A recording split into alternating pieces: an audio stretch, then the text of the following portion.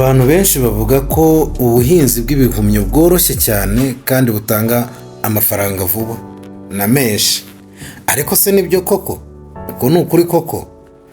Uyu munsi ndagufasha nkwereke ukuri nyako uko nabibonye mu murima wanjye, ngira ngo nk'uko twatangiranye dutera ibihumyo, nagiye mbereka intambwe ku ntambwe kurinda dusaruye. Naberetse video dusaruye ku nshuro ya mbere, nagira ngo mbereke no ku nshuro ya kabiri uko ibintu byagiye bigenda. Hari ibintu rero benshi batajya bakubwira mbere yo gutangira, ugasanga uratangiye rimwe na rimwe amafaranga yawe agahomba. Iyi video icyo ngiye kugukorera, ngiye kukwereka ibintu bitatu by'ingenzi ugomba kwitaho muri ubu buhinzi bwawe kugira ngo utagwa mu gihombo, hanyuma tuze gukurikizaho inama 3 z'uburyo wabikora neza kugira ngo utajya mu gihombo rwose, nk'uko Iwacu Connect tujya tubagira inama kandi z'ingirakamaro. Muraho neza, ni nk'uko bisanzwe ni Amoni mwumva neza muri kumwe kuri Iwacu Connect. Nk'uko bisanzwe dusanzwe dukorana mu rwego rwo kugira ngo twungurane ibitekerezo, ubunararibonye mu bintu bigiye bitandukanye, bwaba ari ubuhinzi n'ubworozi, mu bintu bigiye bitandukanye, imboga n'imbuto cyane cyane, ndetse n'ubworozi bw'inkwavu. Uyu munsi rero ngira ngo nk'uko twatangiranye umushinga w'ubuhinzi bw'ibihumyo, mbabwira yuko ni umushinga twatangiranye. Abatarabonye video zabanje bagende bazirebe kuri YouTube channel yacu, biriho uko batera imigina, uko bategura umurima, byose nagiye mbishyiraho. Ubu tugeze kuri etape ya nyuma yo gusarura.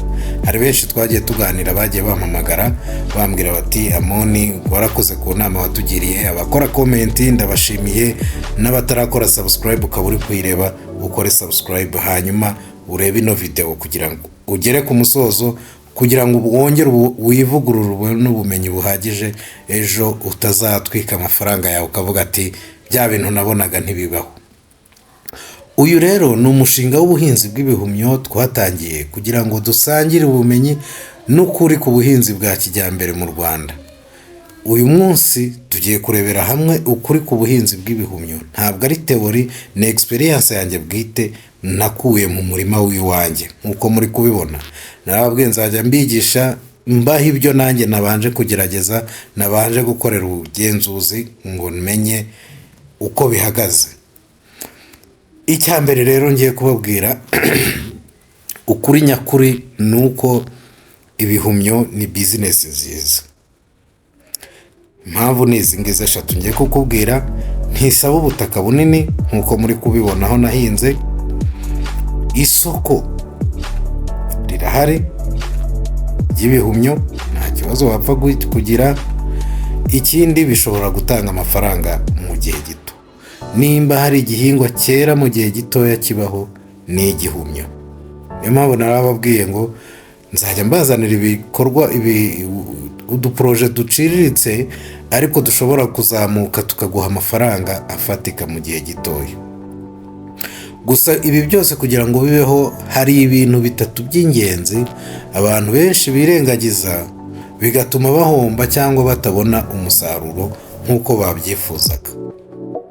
Ikintu cya mbere ugomba kwitaho, ikintu cya mbere abantu birengagiza cyangwa se batajya baha agaciro, cyangwa se naho ugiye kugura imigina batajya banakunda no kubona banakubwira, ni ikijyanye n'isuku. Ibihumyo bikenera isuku ikomeye cyane. Ngira ngo nk'uko muri kubona uyu murima wacu, murabona ko hari isuku, harakeye. Iyo haje mu dukoko cyangwa se umwanda mutoya cyane, icyo gihe haba habatse ikibazo cya contamination, bishobora kwangiza umusaruro wawe wose. Ngira ngo hari benshi bagiye babimbaza bambwira bati Amoni ko hajemo utunyo, ko hajemo uduki, tukagenda tukungurana inama n'ibitekerezo. Ngira ngo nk'uko mubibona nanjye muri uyu murima ku nshuro ya kabiri hari hajemo utuntu tw'udusazi. Mugira ngo murabibona yuko hari ibyatsi birimo aho ngaho mu bihumyo, ntabwo ari uko byameze mu byatsi nk'uko mwabonye umusaruro ku musaruro wa mbere. Ngira ngo mwarabibonye ko nta byatsi byari birimo, ko nta kibazo byari bifite. ariko nanjye natewe n'utuntu tw'umubu tw'udukoko, nawe nimba byarabayeho simbizi. Byabaye ngombwa rero ko nitabaza biriya byatsi kugira ngo mbashe kuba narwanya utwo dukoko, ibihumyo byanjye bisigare biri safe. Impamvu ni uko ibihumyo ntago wabitera insecticide, ntiwabitera imiti yica udukoko kubera ko waburoza abantu, kubera kubironga biragoye. Biba bisaba ngo niba hajemo ikibazo cya contamination, biba bisaba kubivura mu buryo buri naturel. Andika muri comment nawe nimba waragize icyo kibazo, cyangwa se unyandikire inbox, hanyuma tuvugane ubwira uko wazajya ubyitwaramo. So rero isuku ni inkingi ya mwamba kuri ubu buhinzi bw'ibihumyo. Icya kabiri, kuregera ubushyuhe, kumenya ngo mu murima wanjye harashyushye, harakonje, bimeze bite. Ya imidite kwa kuvomera nako nababwiraga, ntabwo ari uguhinga gusa ngo ugende utegereze nk'uko utera ibishyimbo ugategereza. Ibishyimbo nama nabyo imvura ibigwamo ugasanga irabikujije, ariko twebwe ibihumyo murabizi bihingwa mu nzu. Hari abajya bambwira ngo ese ngo umuntu ngo yabitera ngo mu murima umeze gute, bahakagira ngo ni ukubitera ku gasozi. Oya, ntaho biba bigomba guhurira n'izuba. Nimba narababwiye nti bikenera urumuri, ntabwo ari urumuri rw'izuba rimanuka direct.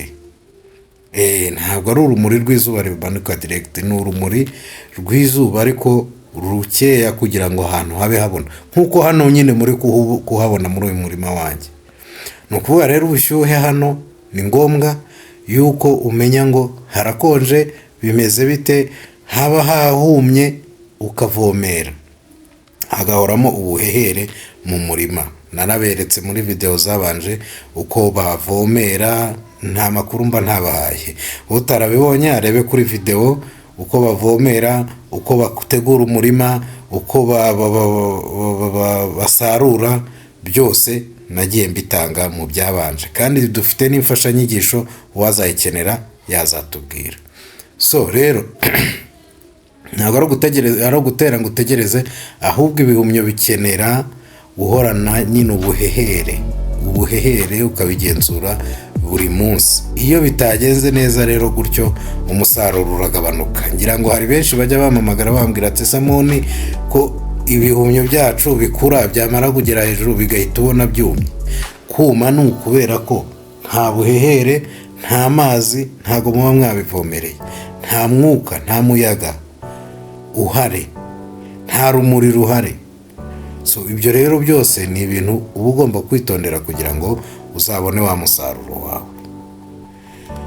Icya gatatu, ikijyanye n'isoko, abantu benshi bajya bakunda kubimbaza, ariko nanone ntago nakubwira ngo isoko ntarihari. Wenda biterwa n'iryo ukeneyeho kugurishaho, ariko amasoko arahari kuko abantu barabizi, bazi ibihumyo, kandi nicyo kiribwa gikungahaye ku ntungamubiri kandi kigura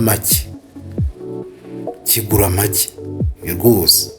Ubwo rero ni ukuvuga bitewe n'aho uherereye. Narababwiye ngo umukiriya wa mbere ni umuturanyi wawe, umukiriya wa mbere ni inshuti zawe.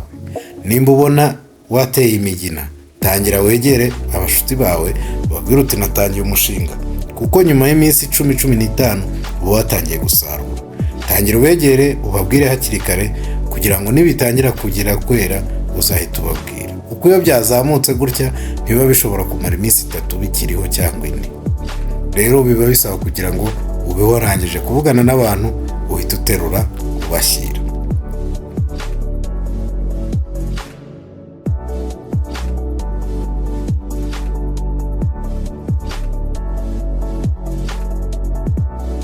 Icyo nakubwira nyine nk'uko twari tumaze kubivuga, nuko ibyo bintu bitatu babashije kubyitaho.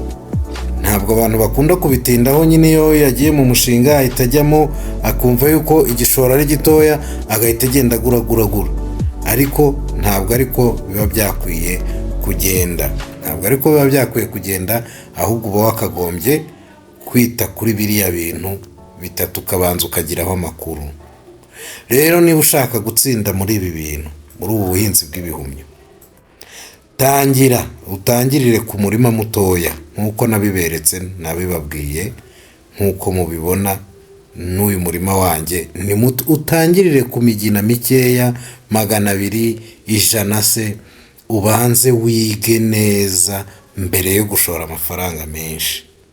Wige neza igihumyo, umenye ngo kibaho gute, bigenda bite, kuko hari teori nyinshi ubwirwa cyangwa se n'iki ziri aho, ariko wagera muri pratique bikanga.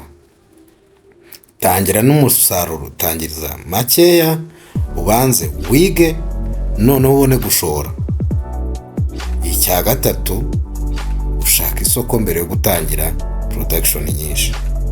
Ibyo nabikubwiye, ntabwo uzahinga imigina 1000 cyangwa 5000 utarabona isoko uzagurisha, utaravugana n'abantu, utaragera ku isoko ngo urebe ko ibihumyo bihagaze.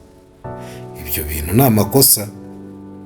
Iyo nkubwira ngo umukiriya wa mbere n'umuturanyi wawe cyangwa n'inshuti yawe, ni muri cya gihe cyo kwiga nyine ku isoko, kuko wenda ushobora guproducinga ibiro 20 ukaba wabidistribuwa mu bantu 10, cyangwa se ibiro 30 ukabidistribuwa mu bantu hinga bangahe bo hafi yawe. Ibyo ni ibintu bisanzwe, ariko mu gihe wageze mu biro 100 bisaba kuba warashatse isoko hakiri kare. Ibi bintu rero wabikoze neza rwose, ubu buhinzi bwaguhindurira ubuzima. Sogeye muri ibi bintu icyo nize ni kimwe.